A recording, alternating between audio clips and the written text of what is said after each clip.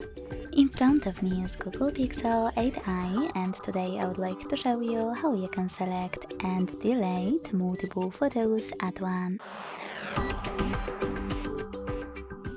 Begin by opening Photos app and selecting Photos or Library at the bottom to find all of your photos that you wish to get rid of. Either way, to select multiple, use those type of dots at the top right corners. Now to exclude some, just click on the chosen ones.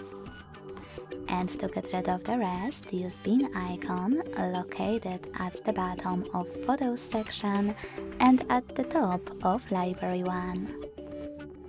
Then hit Got It and choose Move to Trash.